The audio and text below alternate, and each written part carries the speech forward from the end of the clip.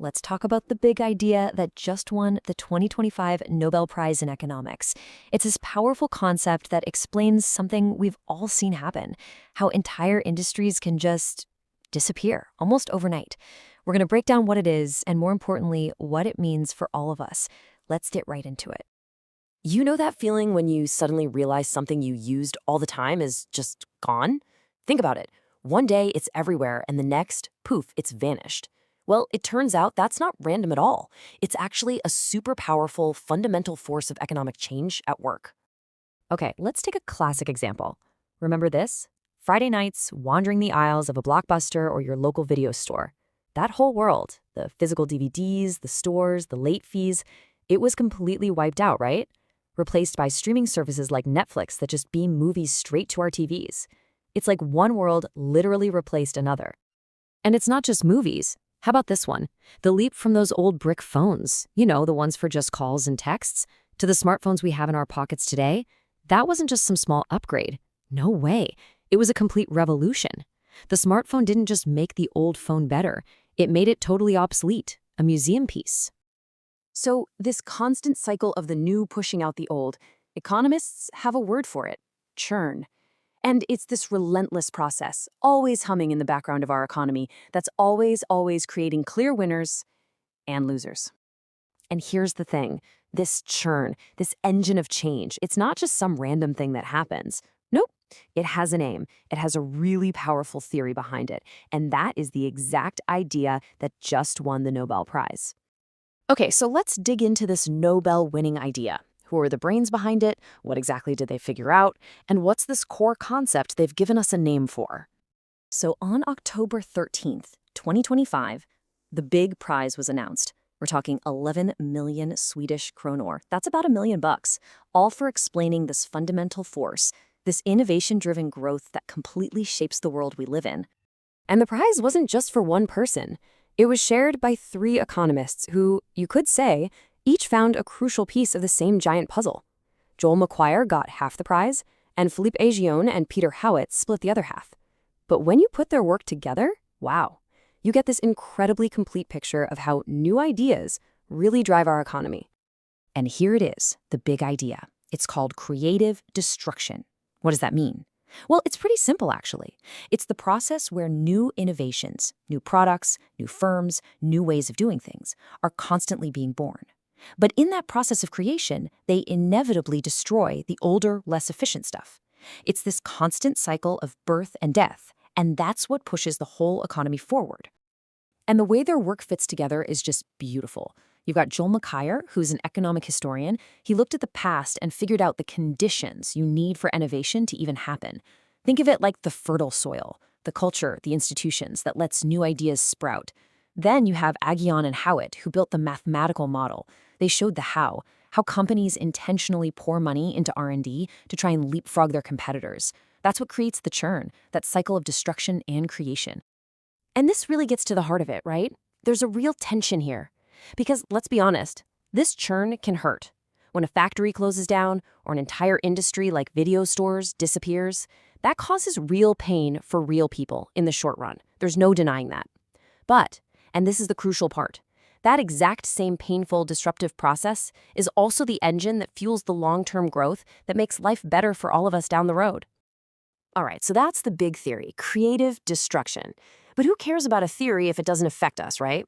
So what does this actually mean for you, for your job, for businesses out there, for the stuff you buy? Let's get practical and break down the real-world impact. So let's talk jobs. This is where you really see the two sides of creative destruction. On one hand, you have the short-term pain. When a new technology comes along, the old companies, the incumbents, they often struggle, and jobs get lost. That's real. But then, look at the other side. Over the long run, that same innovation creates way more new jobs, often in fields that didn't even exist before. I mean, think about it. App developer, social media manager, AI specialist. These weren't really jobs 15 years ago. So if you're a worker, how do you survive and even thrive in this kind of world? Well, the work of these Nobel winners actually gives us a kind of guide. Number 1, expect your tasks to change. not necessarily your whole job at first. AI might start helping you write emails, but it doesn't mean your role as a communicator is gone. Second, you've got to be smart about upscaling. Look at where the demand is going and learn those skills. And third, and this is a big one, take advantage of any support systems out there, like retraining programs that can help you make that switch. Okay, and what about for businesses? The message here is frankly pretty brutal. Innovate or die. You can't stand still. The playbook is all about being proactive. First, you have to be willing to self-cannibalize. That means being ready to kill your own cash cow with a new, better product before someone else does. Think Apple with the iPhone killing the iPod. Second, you have to build a system for constant experimentation. You can't just bet on one big thing. And third, you got to keep an eye on the regulatory landscape. New rules around things like AI can totally change the game, either protecting the big guys or opening the door for a startup to eat their lunch.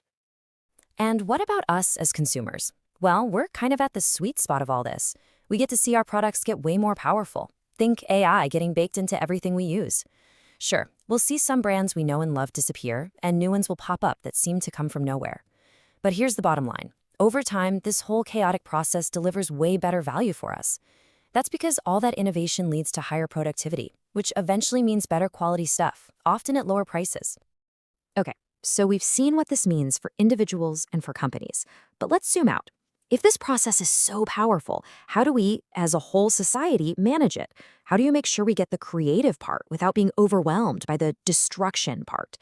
That brings us to our last section, the path to prosperity.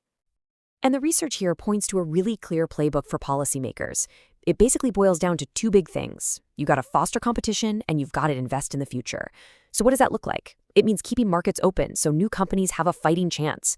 It means investing in people, education, reskilling programs. It means putting public money behind research and development, especially for big challenges like climate change. And finally, it means staying open to the world, to trade and to new ideas. Now, here's where we have to flip a common idea on its head. A lot of people think to save jobs, we need to protect our big established companies, right? It sounds logical, but what this Nobel-winning work shows is that's exactly the wrong way to think about it. Protecting those incumbents, those old giants, might save a handful of jobs today, but the cost is huge. You end up strangling the very innovation you need to create the millions of new, better jobs of tomorrow. So what's the takeaway message, especially now, in the age of AI and the green transition? It's actually really simple. The societies that choose openness, that embrace competition, that invest in their people and in new ideas, those are the ones that are going to see their living standards go up.